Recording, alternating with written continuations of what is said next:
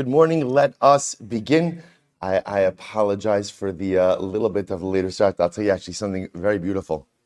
So in one of my other roles, I'm involved in a boys' yeshiva here in town, YMC, Yeshivas Makar Chayim, and this morning, Tamir Goodman ran a basketball clinic for the basketball team at YMC, together with a group of boys from the inner city. It was such an incredible Kiddush Hashem. Such a Kiddush Hashem, and the opportunity, it's a fascinating thing. The golden life is to be able to build bridges with all different parts of community. And Baruch Hashem, the opportunity to see different communities, right? Different types of minority communities come together over a shared language of sports is really a fascinating thing, a beautiful, dynamic, and incredible Kiddush Hashem. Halavai, so many more things like this should happen, and the bonds between all parts of our greater community should be built stronger. So we'll say so again, but I apologize. That was my excuse. I think it's a pretty solid excuse, by the way, as far as excuses goes. I think this definitely, probably much better than what I've heard from most of you. I'm just gonna put that out there. Anyway, okay, we'll say with that, let us begin. No, that I don't do. I didn't even loosen my tie. All right, so let's begin. Begin by thanking all of our sponsors for this morning's share. To thank our TALMUD TORAH sponsors for the month of Kislev, Josh and Becca Friedman for dedicating all the shurim this month. Lili Nishmas, Josh's father, Yisrael Yehuda Ben Harav Chaim Rafael. To thank Semi and Malka Esterson for dedicating the shurim memory of their parents. Yitzchak Leib Ben haKohen, Sarah Rachel Bas Baruch Avraham, Hinda Bas Henoch Efraim, the continued Gesund and Hatzlach of Mr. Morton Esterson, Admei Ve'esim Shanim Tovos. To thank the Pepper family for dedicating the shurim this month, the commemoration of the yahrzeit of Shmuel's brother, Yosef Pepper, Yosef Dovid Ben Yaakov. To thank our week of learning sponsors, Ayal Sara Steinberg in the zechus of refuah shelema for Shalamis Susha, Hilary, Jacobson, Kent, and Akiva, Kent, in memory of Hilary's father, Harold Mitnick, Tzvi, Hirsch, Ben Chanoch, and to thank our Daf Yomi sponsors, the Birnbaum family, in honor of Bernard's birthday, Baruch Hashem, Emeretz Hashem Mishabizocha, Admei Ve'esim Shanim Tovos. So we'll say with that, let us begin. We have a lot to do today, a beautiful, beautiful daf ahead of us today. Today's daf is daf mem. We left off, I will say, on the bottom of, again, continuing on the sugya of Bikur Cholim, which we began yesterday. We left off yesterday on the bottom of Lamed Tes Amud Beis 39b. Rabbi Chanina. So we'll say it's 2, 4, 6 lines up from the bottom. Rabbi Acha Bar Chanina. Anyone who goes in and visits a sick person, Notal Echad Mishishim Tzaro, takes 1/60th of his tsar, 1/60th of his pain. So the Gemara says, now we'll say, it's interesting. So the Gemara says, if that's the case, Amar Le Imkain Leo Shisin Velukme, why not go ahead and have 60 people come in and visit him at once, thereby removing all of his illness? So the Gemara says, Amar Le Ki Isuraisa de Rabbi Nosson. So ultimately, the Rabbi, this is also actually, this takes us back to our Ksuvas days. This is like the Isuraisa, the 1/10 of the estate, like we had by Rabbi Nosson. Rabbi say, we'll get to that in just a moment. So the Gemara says, so essentially, this is actually very interesting, because we're all familiar with this idea. It's actually Gemara Maseches Brachas as well. The Gemara Maseches Brachas, the lashon over there is Kala Mavakir Chola Notal Echa Mishishim Bechelyo. If a person visits a sick person, ultimately, again, they go ahead and they take 1/60th of his illness. Here, it's 1/60th of his tsar. And I will say, the Gemara is teaching us a very profound idea. Tsar, right? Tsar is pain. Pain could be physical, pain could be emotional.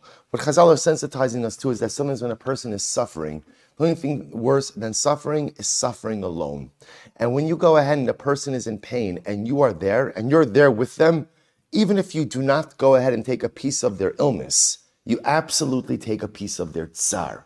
And even if it's a very small piece of their tsar, maybe it's only 1/60th, but the knowledge that when I'm struggling, I'm not struggling by myself. The knowledge that when I'm struggling, someone else there is alongside me. The knowledge that when I'm having pain, ultimately at the end of the day, someone is there to hold my hand, that helps take away some small amount of the tsar I'm experiencing. So the Gemara says, Ube Ben Gilo. However, where does this work? Ben Gilo. Now, I will say, Ben Gilo is interesting. If you look at the Ran says, Ben Gilo, second to last line, Shenolod HaMevaker B'mazalo Shalchola. We'll say, when does it work that the person who's visiting takes 1/60th of the tsar? Only if the visitor was born under the same astrological sign as the person who is ill. Rashi, on the other hand, understands Ben Gilo, Bacher Kamoso, Ozakin Lezakin. Ben Gilo means someone the same age. Someone the same age. We'll say, so if we go ultimately with Rashi's interpretation, it's actually very profound. Sometimes, so if we go with the idea that when you visit a sick person, you take 1/60th of their tsar, the recognition that at the end of the day, you're there for someone, and therefore the knowledge that they're not alone, by definition, removes some of the tsar. So Rabbi say that's most acutely felt with someone who could relate to what it is that you're going through. Rabbi say sometimes people are going through suffering or people going through difficulties, and I can't relate to what it is that they're going through.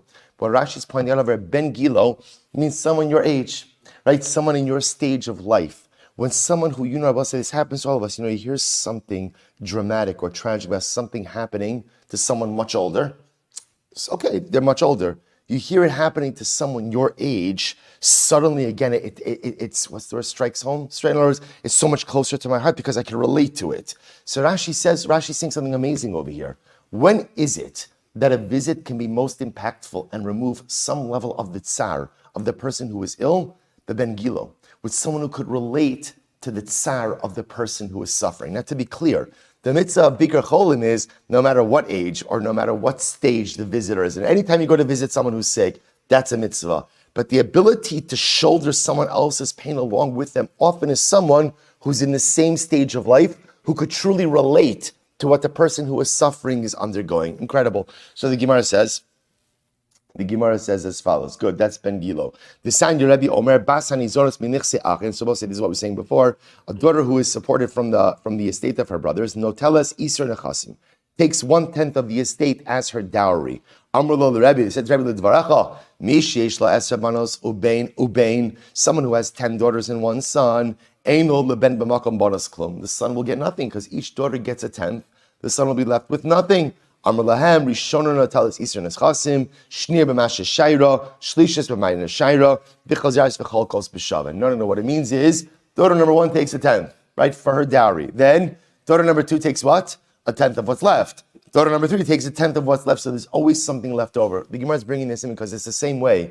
When you go to visit someone, you take a 60th of their tsar, of their pain and suffering away. So again, it's not the pshat that if 60 people converge on the chola at once, Baruch Hashem, Mazel Tov, he's cured. But rather, again, what it means is each one takes a successive 60th from the remaining illness. Much in the same way that we saw by the dowry case. Incredible.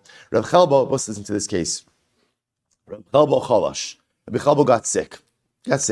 Nofik Achriz Rav Kahana, top of Mem. Rav Chelbo Bosh. So Rav Kahana went out, and he announced, Rabbi Chelbo is sick. Lo Ika de Kaasi. No one came to visit. I both say, what's the pshat? Right? What's the pshat? No one came to visit Rabbi Chelbo. See, Rabbi say, we know what the pshat is. We hear about people who are in need all of the time. Why is it that so often we don't answer the call? It's not because we don't care. It's not because we're not empathic. It's because we're busy. Or we perceive that we're too busy. Right? So people get caught up in their own lives. When you get caught up enough in your own life, you hear things, but you don't internalize it. So people hear that Rabbi Chelbo is sick. But again, all right, okay, I'm certainly going to daven for him. But Lamais, I got to go to work. I have this, I have that. So no one visits. So what happened? So lo ika de kaasi amar lahu lo kach haymais betalmud echa min talmid Rabbi Akiva. So they said there was once an episode with one of the talmidim of Rabbi Akiva. Shechala lo nichnesu chachamim levakro. So was Rabbi Akiva had a talmid who was ill. None of his rabbinic colleagues came to visit him. V'nichnas Rabbi Akiva levakro. Rabbi Akiva came in to visit. Ubishvil shekibdo v'ribto lefanav chaya. And because Rabbi Akiva literally went ahead and swept, I will say ribzo means when they had dirt floors, so you would sprinkle water on the floor in order to keep the dirt settled. So Rabbi Akiva came in, and Rabbi Akiva went ahead and scrubbed. He sprinkled and he swept. And I will say, I'll point out to you if you look at the rush for just a moment, the rush is in the bottom right hand column. About 5 lines into the rush, he says Shekib dover ribzo lefanov lifnei achola b'tzivei Rabbi Akiva. So I will say.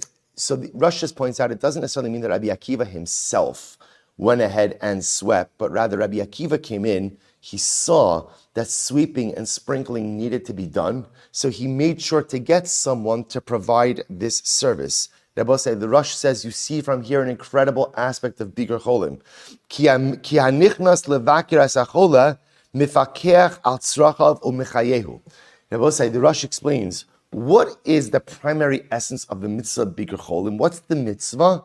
The mitzvah is to see if the chola is taken care of. In other words, why do I go to visit a sick person? To look around, to see, is everything in place? Does he have what he needs to eat? Does he have what he needs to drink? Is the house kept? Is the temperature okay? Is there enough light? That's the mitzvah. So Rabbi Akiva goes in and he sees no one's swept. No one sprinkled the floor. See, he goes ahead and does this, or has someone do it. Amrle, Rabbi Yechi is sunny. So the Talmud said, Rabbi Akiva, Rabbi, you gave me life. Right? What the Talmud was saying was, Rebbe, no one has come to visit me, and therefore, by definition, no one has really seen to the needs of the household. Yatsa Rabbi Akiva v'darash. Rabbi Akiva went out and he darshaned. Kol mi she'ein mevakir cholim ki'ilu shofech damim. Wow. Rabbi Akiva says, if you don't do Bikur Cholim, it's like you're shedding blood. Now, I will say, obviously, this is a bit hyperbolic. Rashi says over here, ki'ilu shofech damim mipnei shebnei adam shenichnasen levakro Osim lo lechola kol tzracha. I will say, this is really incredible, and what you begin to see is something really amazing, which is the Gemara is really building up the concept of Bikur Cholim. So, in other words, just on Amud Beis, you see the mitzvah of Bikur Cholim is this idea that when you visit someone who's sick, by definition, you provide empathy, you provide compassion, and that goes ahead and removes some of the tsar of the person who's suffering. Now the Gemara says, there's also a very utilitarian aspect to Bikur Cholim, which is you go and you see, does the person need anything? Does the person need anything? And if they do need something, I'm going to spring into action and ultimately do for them. Incredible. So also when Rav Dimi came along, he said, anyone who goes ahead and visits the sick causes him to live. I don't say same idea, because when you go to visit the sick, you're able to see what they need, and by definition, you're able to go ahead and provide for them. And I will say, if you don't visit the sick, you cause them to die. So Gemara says, whoa, let's talk about this. So Gemara says, my grandma, what does it mean if you visit them, you're causing them to live, and if you don't visit them, you're causing them to die? What is this causation? Maybe it means like this. Anyone who goes to visit a sick person ultimately davens for them that they should live. And whoever does not go ahead and do Bikur Cholim, will daven that he should die. So the Gemara says, really? Is that true? That at the end of the day you'll daven for a person to die? The Gemara says like this. Kol she'ein mevakir chola, ein mevakish alav rachamim, lo sheyichya, v'lo sheyamos.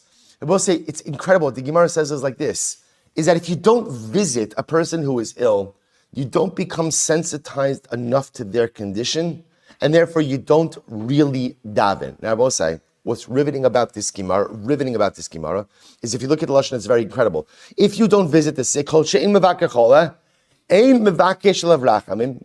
daven for compassion, lo sheyichya, that he should live, or that he should die. We will say, look at the Ran. Get ready for this. Top Ran, left-hand column. Nira be'ene dehachi kamar. Look what the Ran says. So we'll say, what's strange about the wording of the Gemara? The Gemara makes it sound like there's a time to daven for a person to live, and there's a time to daven for a person to die. So the Ran says something amazing. Nira be'ene dehachi kamar. Pamim shetzarech levakish rachim ala chola sheyamos. And I will say, there is a concept of davening for a person to die. There is a concept like this. When says the Ran, Kigon shemet sta'er hachola bechal yoharbe, v'efsher lo sheyichya. If you see that a person is dramatically ill, and there is really no reasonable way that they are going to survive the illness, and all that's happening is pain and suffering, ultimately, again, you could daven for the person to die. And the Ran gives examples of this. Ultimately, this happened with Rebbe, his maidservant. So I will say, if you skip down a little bit, and if you see,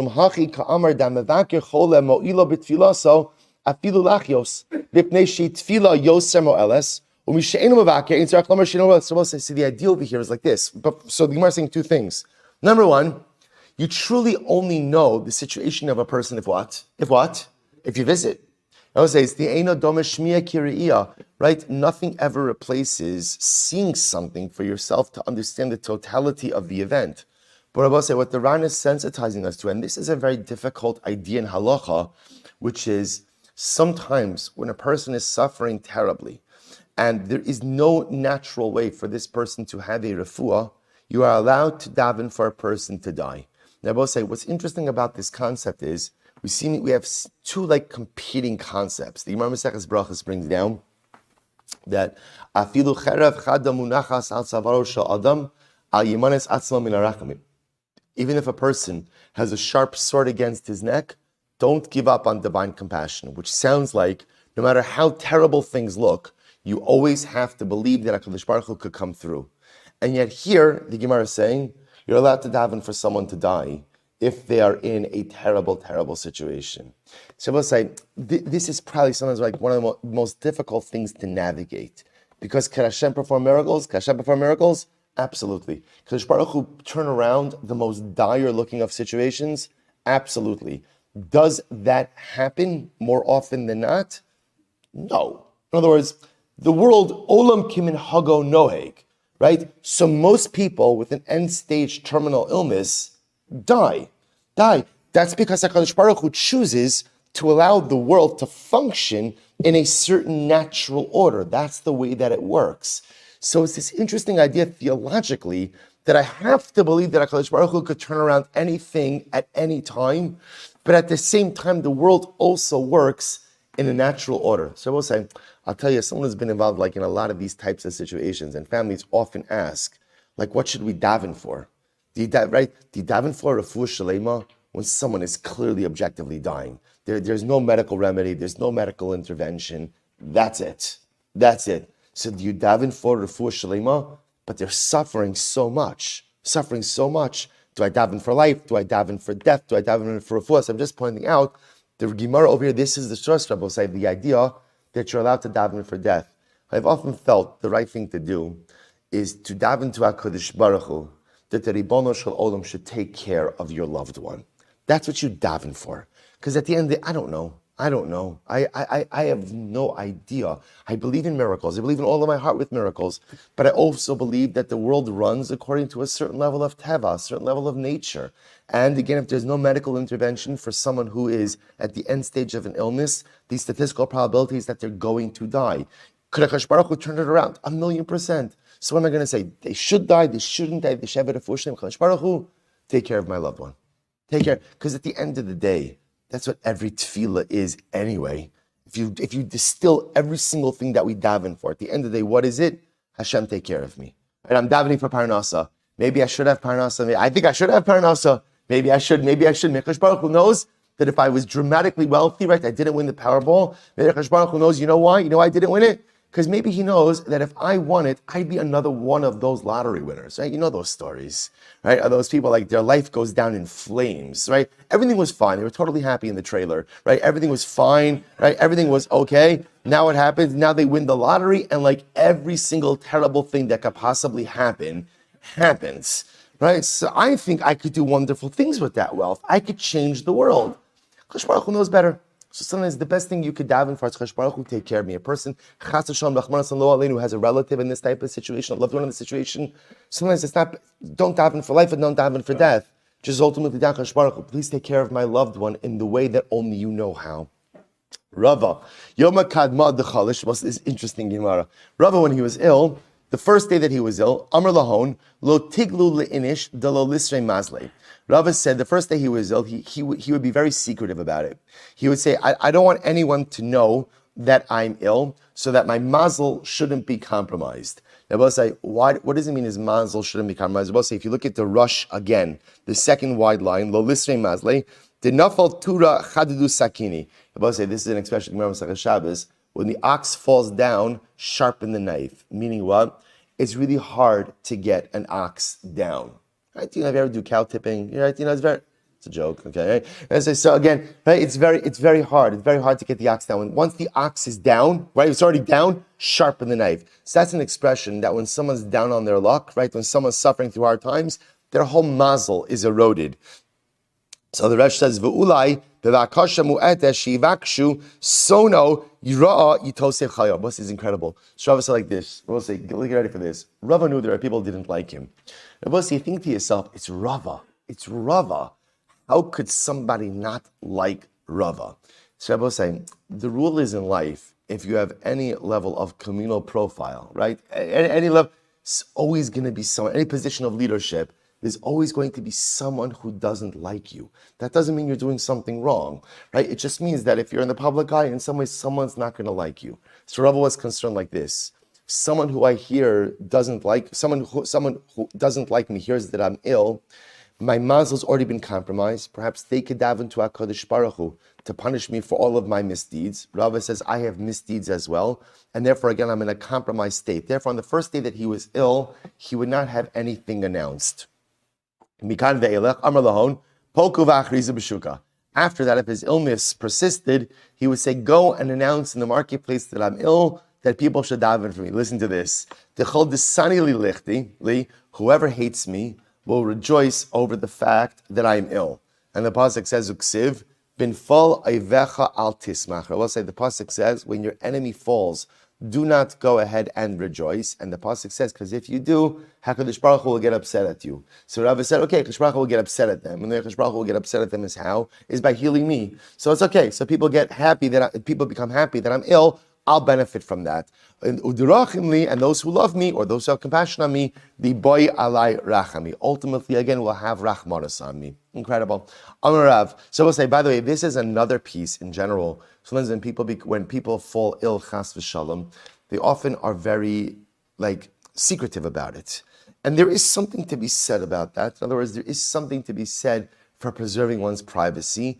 On the flip side, one loses out on the opportunity to have others daven for them. So there is this balance. So Rava does introduce to us this idea of sometimes, at least initially, especially before someone knows what it is exactly that's going on, there may be an element of keeping things a little bit quieter. But again, once the illness persists, one definitely requires the tfilos of the rabbin, the tfilos of the community, and therefore one should go ahead. One doesn't have to shout it from the rooftops, but somehow to publicize the idea, to make it known that so-and-so needs a refuah shelema, and please daven on their behalf. Amarav, kol mavakir asachola, nitzal midina shel gehenim. Wow. I'll say, anyone who goes ahead and visits the sick, ultimately, again, is saved from Gehenna. Shneimar, Ashrei maskil el dal, biyom ra'a yimaltehu. Ve'in dal el achola. So we'll say literally again, maskil el dal, he who goes ahead and gives his time or gives up his little seichel to the dal, to the chola, will be saved on the terrible day. Terrible day, reference to Gehenna. Shneimar, midala yiptseini. Inami min adinkra, from this pasuk, madua atakacha dal ben amelech, baboker. Ein ra, El Gehenim. Ra means Gehenim Shneimar. Kapal Hashem lema'aneu. V'gam Rasha liyom ra. V'shabos say, so therefore again, halacha l'maisi, if you visit the sick, you're saved from Gehenim. Then biker mascharo, and if you visit the sick, what's your reward? So Gemara says, mascharo kidamar nitzol dino shel Gehenim. What do you mean? What's my reward? We just said the reward is you're saved from Gehenim.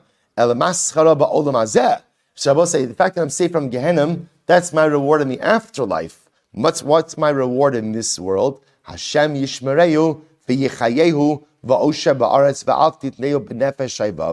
we'll say, what does this mean? Hashem yishmereu, Hashem will watch me, mi-Yitzhahara. Hashem will guard me from the Yitzhahara. V'chayehu, Hashem will give me life, meaning Hashem will save me from suffering. Va'osher ba'aretz, wealth in this world, shakomis kabdin ba. We'll say everyone ultimately, again, will honor and will give honor to me and take honor in me. They will say, by the way, if you think about it, why is there so much reward? Why is there so much reward associated with Bikur Cholim? It's so fast. We'll say, listen to this. So we'll just watch what's happening over here. If you do Bikur Cholim, we'll say what happens. Do Bikur Cholim, first of all, after 120, you're saved from Gehenna, which for many of us, that's a big thing. That is a very big thing about say, because chances are there's going to be some stint. For me, I'm not talking honest. I know what I've done in life, and chances are I'm going to need some cleansing, hopefully, before I'm able to go on to go Olam Haba. So the ability to be saved from Gehenna is a very big thing. And then in this world, we'll say, listen to the reward in this world. You get saved from the Yitzhahara, right? Ultimately, again, you get saved from suffering and covered. Incredible. I'll say, what's the pshat? I think the pshat is like this. Bikur Cholim is often a very uncomfortable mitzvah. Bikur cholim and nichum avelim. They're both uncomfortable. They're both. It's interesting. One of the fascinating things that I often see by nichum avelim is, when people really start going to shiva minyanim, after they sit shiva themselves, or someone they love sits shiva. Because then you realize how crucial it is for people to help, right? In other words, you're at the mercy of the community. You're sitting, person is sitting in their house, right? I need 9 other people to come, right? My friends, not my friends. And so you become you recognize how necessary it is. So I'll say, what's the pshat? Why is it that often, and same thing with Bikur Cholim, by the way, Bikur Cholim, people really only get involved truly in Bikur Cholim if they've either been on the receiving end of it, or ultimately, again, have had a relative who has really needed and seen others come through. Why is that? I'll tell you, I think my theory with this is because it's an uncomfortable mitzvah. It's uncomfortable. It's uncomfortable to go to a shiva home. It is. Because you know what happens? You go in, you sit there. So sometimes you go in there and the avel's all talkative and great. And sometimes you go there and what happens? Silence. And you don't know what to do. And you don't know do I just get up after 2 minutes? Wait. I'm waiting for it's kind of like exiting WhatsApp groups. In other words, all I need is one person to do it. Just I need that one person to do it. And then there's a flow. It's like Yitzias Mitzrayim. Then we could go, right? At a base avel, all I need is one person. Just get up. Just get up. Once the person get up, it's I'll just kind of stand behind them, right? We'll walk out together. It's uncomfortable. Bikur Cholim, you go to visit someone who's sick, they're in a hospital bed, they're at home. It's uncomfortable. That's why we naturally avoid these mitzvahs. Meaning, I love Yiddishkeit, and I'll do anything, but as long as it's comfortable. The moment that it makes me uncomfortable is the moment I just don't want to do it until I realize how necessary it is. So Baruch Hu realized this as well. Therefore, the more uncomfortable a mitzvah is, the more schar there is for doing it. Because to do the mitzvah Bikur Cholim, you have to fundamentally move yourself out of your comfort zone. When HaKadosh Baruch Hu says, you move yourself out of your comfort zone, I'm going to give you more comfort in the afterlife. What's more comfort in the afterlife? No Gehenna. And not only that, I'm going to give you more comfort in this world. I'm going to remove the Yetzer Hara. I'm going to help save you from the Yetzer Hara. Struggle. I'm going to save you from suffering. Struggle. I'm going to go ahead and lift you up. That people, Baruch Hashem, give you kavod. People treat you nicely. You go out of your comfort zone. You sacrifice some of your personalistic comfort. HaKadosh Baruch Hu says, I'll give you more comfort in the world to come, and I'll give you more comfort in this world. I will say, it's just sometimes HaKadosh Baruch Hu needs from us. And we'll see, by the way, I will tell you, the most incredible thing is by Shiva homes. I will say, do you know when people are sitting Shiva, do you know the visits they remember most? I can't tell how many times I've heard, the visits they remember most? Not from their friends, because you always expect your friends to come. It's that guy who you know from shul, who you never said 2 words to. You're like, wow, he came. Those are the most memorable, it's an incredible thing. Those are, because no one expected you to come, because you're not a close friend. Remember, you showed up every day for Minyan or whatever, once for Minyan. Well, it's incredible. So you ask anyone who's ever said Shiva, and you ask them the most memorable visits, the people who you never expected to come, and then they show up. Bikur Cholim, you lift up, and it's not even an in-person visit. You lift up the phone, you go out and you call someone, like, wow, that person called me? I didn't even know they knew who I was. Or I know they knew who I was, but we never even shared 2 words, and they cared enough to go ahead and visit me or call me. But it makes all the difference in the world when you're willing to move yourself out of your comfort zone. There is no telling what you could do for the other individual, and no telling the reward that HaKadosh Baruch Hu has in store for you. Incredible. So the Gemara goes right there. The Gemara says, I'm sorry, I didn't finish up. I'm sorry, I stopped mid-sentence. Well, so now that the mitzvah for Bikur Cholim, sorry, I got a little carried away. Right, the mitzvah Bikur Cholim is, furthermore, the reward for Bikur Cholim is, sheyizdamnu lo reim. You get more friends. Now, both say, so where do you see you get more friends? Kinamon, Sheripu es Saraso. So both say the story of Naaman, which we're not going to get into now. Naaman was an Aramean general who was healed from his saras by Elisha. So both say, listen to this. You do bigger cholim, what do you get? You get more friends. Which I both say is just the de facto reality, right? You do nice things for other people, people will be there for you as well. And I will say, and you'll avoid negative friends like Rechavam. We'll get to that in just a moment, right? Because Rechavam, I will say, was the son of Shlomo HaMelech. He had bad friends who gave him bad advice. Tanya, we'll say, here we go. This is just, it's almost like too good to have this all in one day. It should be divided up over. Let's listen to this. Tanya, Rishon HaLazar Omer, Im yomu lecha yeladim b'nei uzikenim sisar. We'll say, get ready for this Gemara. Let's say, we'll say, if young people tell you you should build, and old people tell you should demolish, listen to older people and ignore the advice of younger people. Why? Shebinyan yeladim stira, ustiras zekenim binyan. Because I will say, the building of young people is demolition, and the demolition of older people is building. For similar davar, I will say, how do we know this? I will say, so just for similar davar, how do we know this? Rechavam ben Shlomo. I will say, Rechavam was the son of Shlomo HaMelech.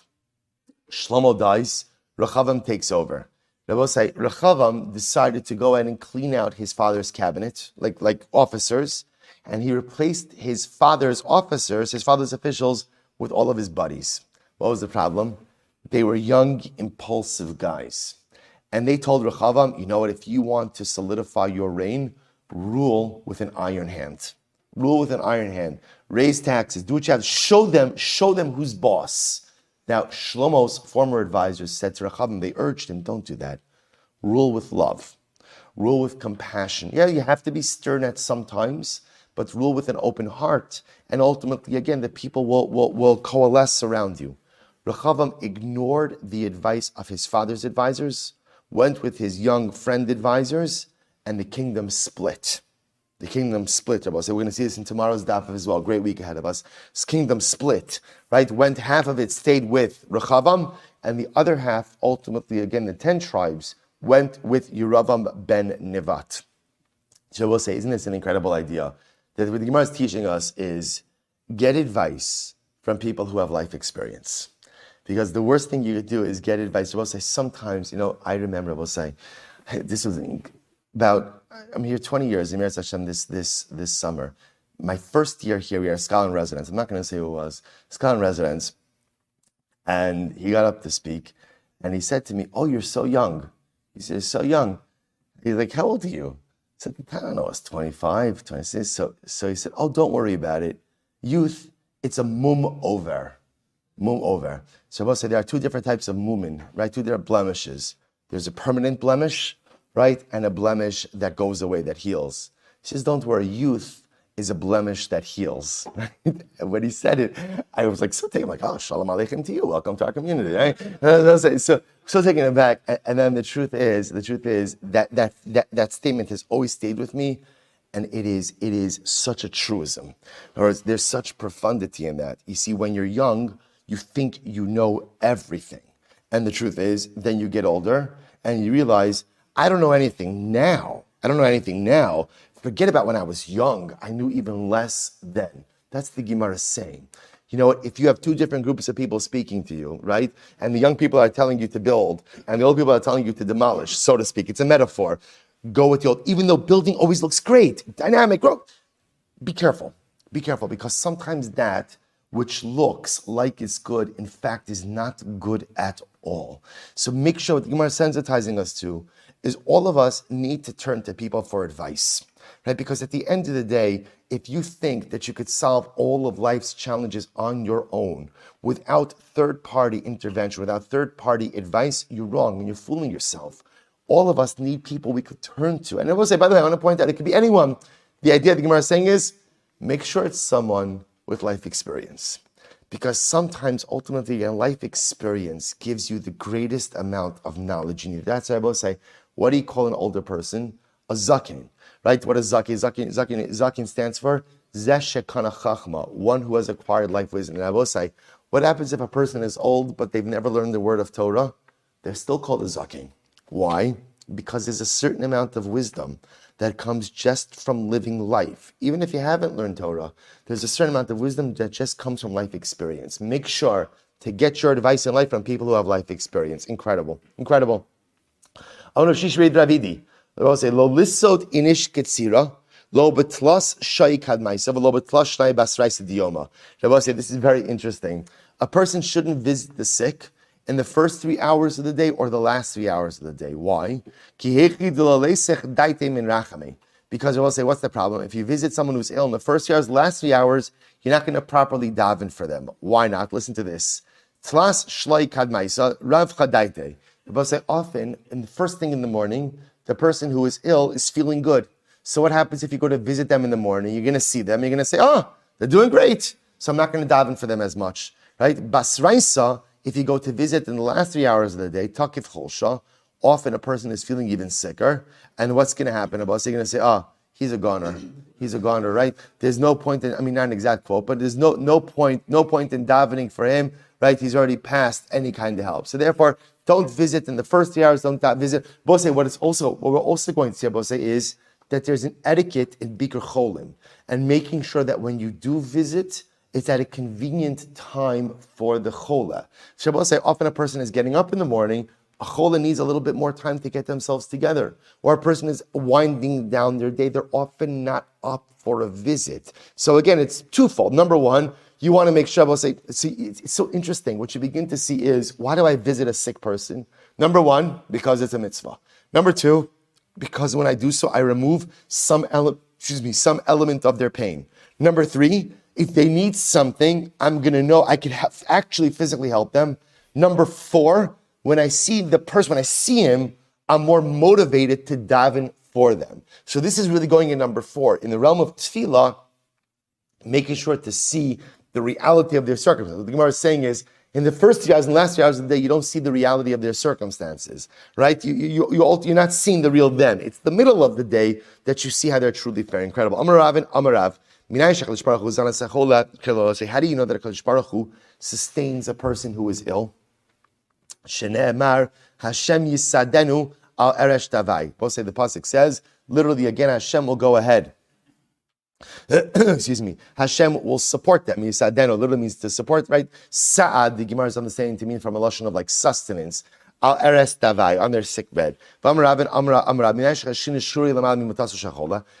that the Shechina resides at the head of the bed of the chola. Literally, I should say, above the bed of the chola. Shneimar Hashem yisadenu al eres davai. Tainam yoch. Here, both you have this Bryce that supports this. This is incredible. Hanichnas levakir asachola. If one goes to visit a sick person, lo yeshev al gabi mita. Person shouldn't sit on a bed. V'lo al gabi safsal, not on a bench. V'lo al gabi kisin, not in a chair. Elamis atef yoshev al gabi al karka. Rather, a person should wrap himself in his cloak, sit on the floor. Why? Because the Shechina goes ahead and resides above the bed of the chola. Above the bed of the chola. So the Gemara says, Shneimar Hashem yisadenu al eres davai. Ultimately, again, Hashem will go ahead and literally support the chola while he's in his sick bed. I'll point out on this something very interesting. If you look at the Ran on the left-hand side, suppose it's interesting. So the Gemara seems to be saying is when you visit a sick person, you can't sit on a bed, you can't sit on a bench, you can't sit on a chair, you have to sit on the floor. It seems to have deference to the Shechina. The Ran qualifies this and he says, this is Ran says, if the chola is sleeping on the floor, the idea is you can't sit higher than the chola. Why? Because what's right above the chola? The Shechina, the divine presence. You can't sit opposite the divine presence. A person has to be lower than the divine presence, the Shechina. So therefore, again, essentially, if the chola is on the floor, then what? I have to be on the floor. If the chola is on the bed, then ultimately, again, I just have to be sitting a little bit lower than the bed. There's also an idea, also a concept of sometimes not sitting on the bed of the chola himself, which is an interesting idea brought down in Aloha as well. Out of deference, again, one should always try to be a little bit lower than the chola in order that one is not positioned at the same level as the Shechina. But what an incredible lesson as well. Isn't it fascinating? You see, I will say, we often think that in times of life adversity, that's when HaKadosh Baruch Hu is not present with me, right? I think if I'm suffering, that means HaKadosh Baruch Hu is removed. Yet what does the Gemara say? When a person is ill, the Shekhinah's right there. The Shekhinah is hovering above the head of his bed, right by his head. That's what the Shekhinah is. It's this incredible reality in life that sometimes in the times that we are suffering most, in the times that we are encountering the most adverse circumstances, those are dafka the times that Hashem is closest. We mistake adversity, meaning that God is absent, and there is nothing further from the truth. Sometimes the greater the sickness, the greater the illness, the more intense the adversity, the closer the Shekhinah actually is to us. An incredible yesod in life. The Gemara goes weiter.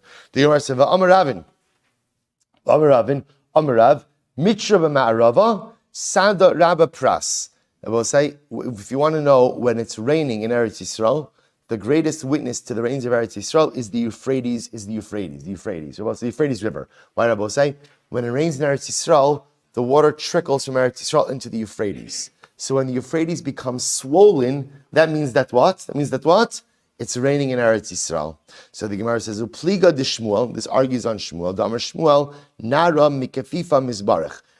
So Shmuel holds that a river is normally fed from its own springs. So Shmuel holds that rivers are not really fed by rain, they're fed by their own subterranean springs. So therefore, again, when the Euphrates becomes swollen, that's not from rainwater of Eretz Yisrael, but rather what? That's from its own spring. Upligi the Shmuel. Now, I'll say the truth is, Shmuel argues on himself. What does Shmuel say? Damar Shmuel, Ein hamayim mitarin bezochlin ella. See, you thought I wasn't going to make it. Hey, it's not my first rodeo. Come on, I'll say. So listen to this. I'll say. So get ready. So it says the Gemara like this. So Shmuel says like this. Shmuel says, well, I'll say, just let me talk to you about this outside for just a moment. I will say the halacha is like this. A mikvah could be comprised of two things. A mikvah could be a natural body of water. An ocean could be a mikvah. A lake could be a mikvah. A river could be a mikvah as well. Rainwater could also create a mikvah. I will say, but what's the difference? Rainwater could only serve as a mikvah if it's collected and pooled. Flowing rainwater cannot go ahead and serve as a mikvah. Now, flowing natural water, in other words, if you have a river that's a flowing river, that can serve as a mikvah. But halacha l'maisa, rainwater only works as a mikvah if it's pooled and collected. So watch this. So Shmuel says, last line on Amud Aleph again, Tamar Shmuel, Eina mai mitarin bezochalin ella pras biyome tishrei bilvad. Normally, again, he says water cannot go ahead and serve as a mikvah when it's flowing, except the Euphrates in Tishrei. Rabosai, what's the pshat with the Euphrates in Tishrei? So remember again, Rabosai, by the time you get to Tishrei means you've gone through the whole summer. At that point in time, the water that's in the Euphrates is no longer rainwater. It's no longer flowing rainwater. So Shmuel is essentially saying that halacha l'maisa, you could use the Euphrates as a mikvah, but only during Tishrei, when you know for sure that it's no longer flowing rainwater, but rather, again, it's pooled, collected water. So Avua de Shmuel, so we'll say just along these same lines, Avua de Shmuel, Avid lahon mikvaos lebanse biyome Nisan. So we'll say, listen to this, as a result of this, very interesting, the father of Shmuel would make mikvaos for his daughters during the days of Nisan. Now, we'll say, Duran says, actually, what he would do is he would make indoor mikvaos for his daughters. Now we'll say, now what's happening over here? Shmuel's father was concerned that if his daughters would use natural bodies of water for a mikvah during Nisan. I will say, now what's Nisan? Remember, what's Nisan? Nisan already, again, the rainy season is over, right? Because remember, again, Nisan is already the beginning of spring. But again, in many bodies of water, you still have rainwater flowing in. Shmuel was concerned that if his daughters would use mikvahs of natural bodies of water, they'd really be immersing in flowing rainwater. And that's the problem. I will say, now again, rainwater could be used for a mikvah. But when is rainwater, when could it be used? When could it be used?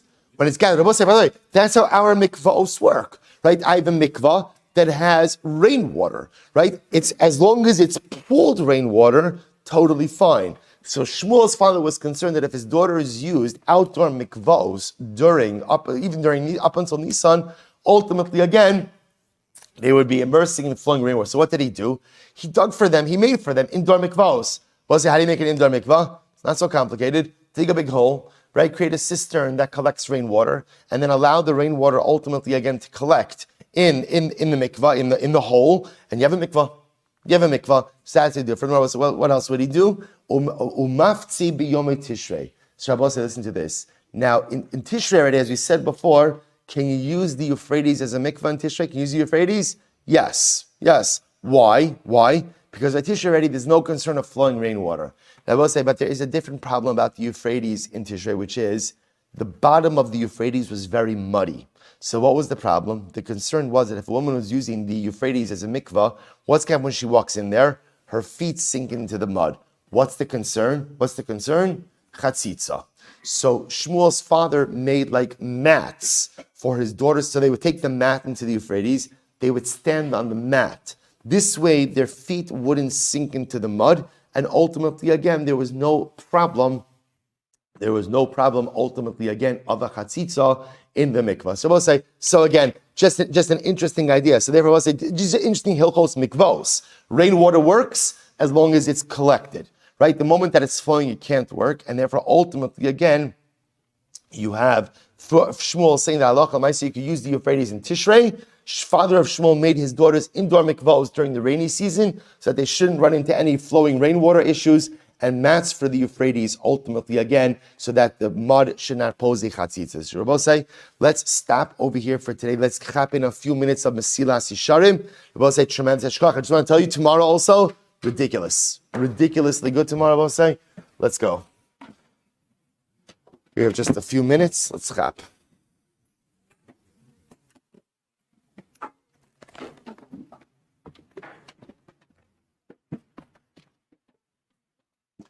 All right, we'll say good morning. So we are picking up today on Sunday. It's a short piece today. Sunday, the 10th of Kislev, December 4th. The Ramchal writes as follows: B'sira, ki achos haKinoch yachem davatayva. Rabbi said this is incredible. The Ramchal writes and see the younger sister, ultimately again of jealousy. What's the younger sister of jealousy? Chemda is desire and taiva. Rabbi said the truth is chemda and taiva often translate in the same way, right? They both go ahead and they mean desire, right? So the younger sister of jealousy is desire. Halohi hamiyages leva adam yamoso. But say a person could be consumed with desire, and we're going to talk about different desires until the day that they die. Ukima amaram zichron levrachas. Chazal say, ein adam eis vechati ta'avasa biyado. But say, but when a person dies, he hasn't even gone ahead and acquired all of his tithes. In other words, when a person leaves this world, they haven't even acquired half of the things they desire. That's how profound desires. You can spend a lifetime trying to satisfy your desires, and yet by the time you leave this world, you haven't even satisfied half of them. Va'amnam, ikra taiva pone l'rash shnei rashim. I will say generally, taiva, desire, manifests itself in two ways. Ha'echad hu ammaman. We'll say one is a desire for money, and we're going to see desire for money itself even manifests itself in a variety of ways. The kavod. The second is a desire for kavod, for honor. Shteim ke'echad ra'im ma'od. Both are terrible. The garmim la'adam ra'os rabos, and they cause man terrible pain. Let's analyze. Hinechemda samamani ha'oseres osav ma'asara olam v'noseres avosos ha'amal va'isek al zra'osav. The desire for money, Rabbosai, the desire for money, literally again, oseres, chains one, encumbers a person in the chains, in the shackles of this world, and ultimately puts upon him the yoke of work and azra osav. Also, we're going to see that ultimately the desire for money sometimes makes you a slave to work. He says, Ke'inyan hakasav oiv kesef, lo yispe kesef. If you love money, you never get enough money. I will say, what happens? I will say, if my life is all about money, then I'm going to do whatever I have to do to get that money. Before we even get into like illicit activity, what it just means is the making of money is going to take priority over anything else in life, even my avodas Hashem. The making of money will become first and foremost in my life. Hine kama tfilos ne'evados. Person will miss davening. V'kama mitzvos nishkachos, and a person will miss doing mitzvos. Mipnei rov ha'esik v'yigias hamon aschora. to make the sale, to make money. Kosh King Talmud Torah. See, Rabbi say it's an incredible thing. What the Gemara, what the Ramchal is saying over here is, if the essence of my life becomes the pursuit of money, then at the end of the day, Rabbi say, at the end of the day, what? At the end of the day, that becomes a priority. And it takes precedence over davening. And it takes precedence over mitzvahs. And it takes precedence, ultimately again, over avodas Hashem. It takes precedence over everything. That's what happens when a person falls in love with money. He goes on, he says, by the way, I want to point out over here, he's not even talking about Averis. He's not talking about Averis. He's not talking about cheating. He's talking about when the most important thing in my life becomes my parnasa, that takes precedence over everything. So I don't daven in the same way. I don't do mitzvahs in the same way. I don't do chesed in the same way. Because my parnasa, my making of money, takes precedence over all. Money becomes king. Cash becomes king. Often learning is compromised because all I know I need to make money. The Bible says sometimes again, a person even goes overseas to make money. Now, I will say, again, sometimes a person has to travel for money. The shaila just is, am I traveling to make parnasa? Or am I traveling because at the end of the day, I just want more and more and more? And does that desire for more ultimately come at the expense of my ruchnius? Very often, those who are successful in business do not necessarily become Talmidei Chachamim. That doesn't mean that person who is successful in business can't be a Talmid Chacham. The idea, is that Ramchal is pointing out that sometimes the desire or the pursuit of material success comes at a collateral cost of one's ruchnius. Hiya masores, also l'sakanas rabos, umateshes es kocho borova daiga. And I will say, ultimately, again, it could put me, the desire running after money could put me in dangerous situations, often spiritually dangerous situations, and weakens my koach, saps me of my vitality, because I'm consumed by worry, right? I'm always worried about this deal. I'm always worried about that deal. I'm always worried about what's going to unfold in my parnasa. And I will say this is true even after I've had a lot of success, Baruch Hashem. I have money in the bank. I've been successful. But still, because I always want more, because I always want to do more, accomplish more, grow more, make more, I'm consumed by constant worry over my parnasa. V'chein shaninu. Mar benechosim, mar bedagas. Chazal said, sometimes Rabbi said, the more you have, the more worry you have. Hiya ma'averes pamim rabos al mitzvos haTorah. Rabbi said, sometimes the pursuit of parnasa ultimately causes me to go ahead and violate tenets of the Torah, right? And sometimes even causes me to violate logical things that I should know better. And Rabbi saying, what I want to point out here is something very interesting. The great challenge that Ramchal is outlining over here, he will say, is the fine line between a drive for success and allowing that drive for success to eclipse everything else in life. See, I will say, a person should never settle for mediocrity, even in their parnasa. We should have a drive to be successful. In other words, I will say, I firmly believe, when it comes to your parnasa, you should never strive simply to make enough money to pay your bills. You should strive to be successful. Strive to be successful, because the drive for success is a powerful thing. What Ramchal is saying is the drive of success itself has to be tempered.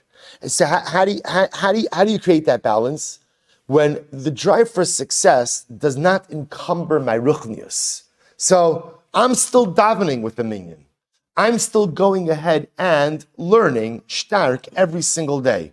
I'm involved in chesed. I'm doing the things I need to do out my ruchnius. Then I know that the drive for success is not chas v'shalom encroaching on my ruchnius. But the moment that the drive for material success erodes my spirituality, then suddenly there's something wrong. Then I know already, and I will say, how counterintuitive is it, right? As if we think, as if I think that by cutting corners with my spirituality, sometimes I'm going to be more successful. What? I'm a firm Jew. I know that HaKadosh Baruch Hu holds the key to Parnasa. So somehow, by going ahead and diminishing, cutting corners, or eroding my spirituality, I'm going to make more money. I'm going to be materially successful. You see, when you say it, it sounds so foolish. but yet we do this all of the time. I have this tension, right? My parnasa, my ruchnius. And whether we realize it or not, often we allow parnasa to win over ruchnius. The Ramchal says, what is that from? That's from chemdas hamamon. That's from the desire for money. And we have to be so incredibly careful about that. Should you have a desire for material success? Absolutely. Absolutely. But that desire has to be kept in check. The moment that that desire encroaches on my spirituality, that's when already, again, it's out of control. That's ultimately, again, when that desire becomes something, that's no longer a desire for success. That's what's called chemdas mamon, a desire for money. The moment it becomes a desire for money is the moment that I'm down the wrong path. Have the desire for success, but make sure it never comes at the expense of your ruchnius. So we'll stop over here for today. Again, I know we're not doing the full part of it. We'll pick up, we have more time tomorrow. We'll pick up with this piece. I will say, shkoyach.